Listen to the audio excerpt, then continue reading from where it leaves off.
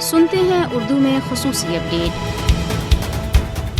بھارت کو یہ نہیں بھولنا چاہیے کہ فوجی طاقت کے ظالمانہ استعمال سے کبھی بھی لوگوں کی آزادی کی خواہش کو دبایا نہیں جا سکتا۔ غیر قانونی طور بھارت کے زیر قبضہ جموں کشمیر میں بہادر عوام سینے پر گولی کھانے کے لیے تو تیار ہیں، لیکن بھارت کے ناجائز قبضے کو قبول کرنے کے لیے ہرگز تیار نہیں۔ کشمیری گزشتہ 7 دہائیوں سے بین الاقوامی طور پر تسلیم شدہ اپنے حق خودارادیت کے حصول کے لیے برسر جدوجہد ہیں۔ کشمیریوں نے عزم کر رکھا ہے کہ وہ بھارتی غلامی سے مکمل آزادی تک چین سے نہیں بیٹھیں گے۔ مودی کی زیر قیادت بھارتی حکومت کشمیریوں کے حق خودارادیت کو کمزور کرنے کے لیے مقبوضہ کشمیر میں آبادی کے تناسب کو تبدیل کر رہی ہے اور 5 اگست 2019 کو دفعہ 370 کی منسوخی کا مقصد ہی جموں کشمیر کی خصوصی حیثیت کے خاتمے کے بعد مسلمانوں کی اکثریت کو اقلیت میں تبدیل اور ہندو بالادستی قائم کرنا تھی۔ مقبوضہ کشمیر میں بھارتی فوجی کشمیریوں کو منظم نسل کشی، بیجا گرفتاریوں اور ظلم و تشدد کے ذریعے خوفزدہ کرنا چاہتے ہیں۔